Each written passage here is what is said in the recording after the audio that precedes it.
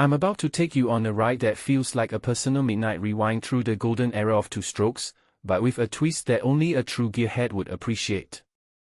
Today we're diving into a bike that isn't just a rebuild, it's a time machine built from a legend and tuned for the modern road.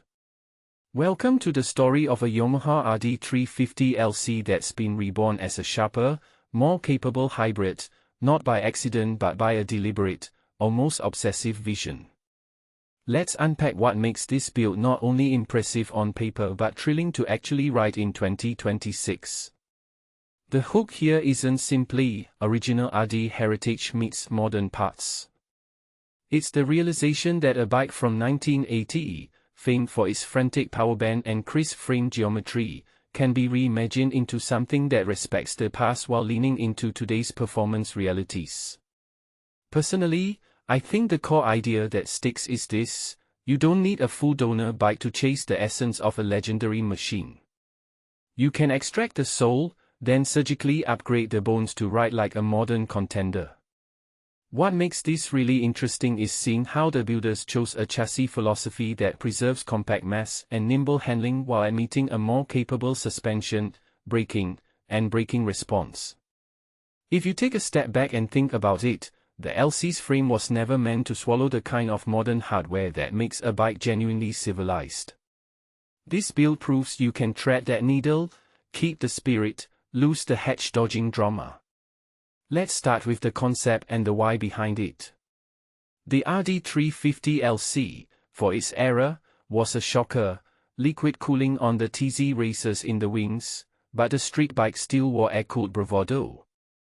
The mid-80s pivot to a refined two-stroke, tuned for peak revs and a savage vibe. The hybrid's inventor here isn't chasing a museum piece, they're chasing a more confident rider experience, quicker steering, better feedback, real-world torque. What this really suggests is a broader trend: as component availability and manufacturing tolerance improve, enthusiasts are more willing to transplant modern bits into period frames, but with a strong curatorial eye to keep the character intact. That balance, the dance between preservation and upgrade, is what I find most compelling. It's not about brute power alone, it's about preserving that manic, wind-in-your-face feeling while making it controllable enough to enjoy daily riding. The chassis story is where the conversation gets spicy.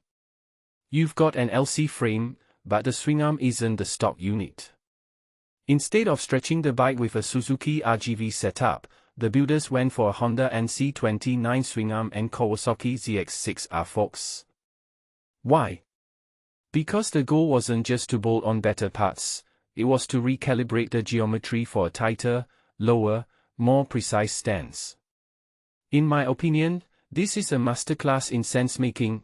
You don't chase more parts, you chase the right parts that rebalance the bike's center of gravity, wide distribution, and hierarchical feel between chassis flex and feedback.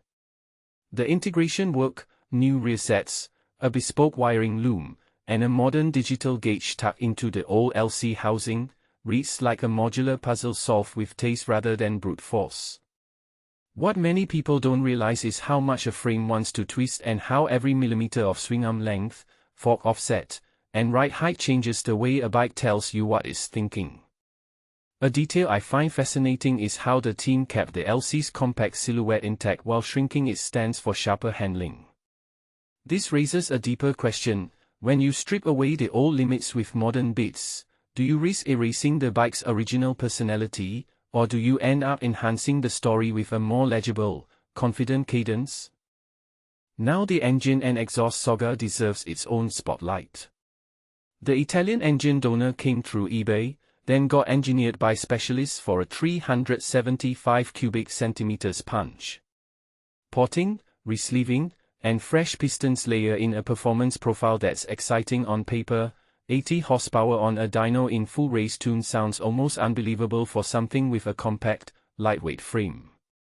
Yet Patrick, the builder, opted for a slightly softer, more usable road tune, 64 brake horsepower with stronger mid-range, because a bike that treads hedges with a green in track mode isn't always the best companion on public roads. The 13,000 revolutions per minute ceiling is a badge of honor. It's the kind of red line you feel in your bones, even if your touch doesn't scratch that high. What this tells us is that power delivery isn't just peak horsepower, it's where the horsepower actually lives in usable everyday riding. If you want to chase the edge, you can, just know you'll be paying with more maintenance, more attention, and a different kind of riding discipline. A detail I find fascinating is the plan to swap in a TZ crankshaft and upgraded ignition for next stage revs. It's bold, push the engine toward higher revs, but with a prophylactic safety net and the right ignition harmonies. This raises a bigger trend. Modern enthusiasts aren't done with rev hunting, they're simply layering it with better safety nets, better fuel maps, and smarter cooling so the engine can live at those extremes without becoming a flaming hedge of heartbreak. The soundscape is part of the attraction, and these handmade pipes honor that. Expansion chambers from Jim Lomas exhaust, mild steel construction for performance advantages, and a finish chosen to balance aesthetics with practicality. The lacquered finish on the pipes is a small but telling detail. It's about maintenance ease without sacrificing the clean, raw look that defines two-strokes. In my view, this kind of attention to the auditory and visual persona matters as much as horsepower.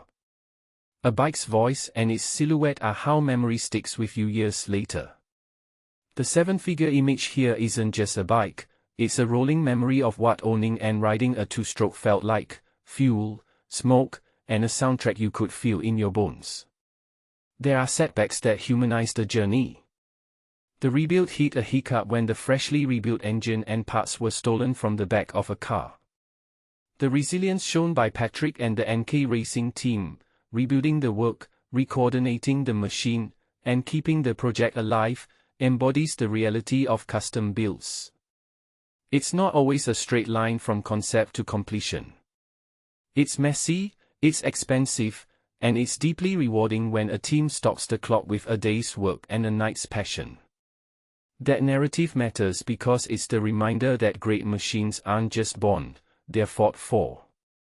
On the dyno, the hybrid makes a statement, but the real value lies in how it rides. The final tuning balances a capability to sprint with a mid-range that's usable in real-world conditions. The rider's experience, sensitive throttle, crisp brakes, and a chassis that communicates clearly, makes it more than a museum piece or a showroom toy. It's a rideable artifact that can still run with modern bikes on twisty roads, a claim that would have sounded ridiculous in the 1980s. And that's the essence of the build, a crafted blend of vintage soul and modern capability.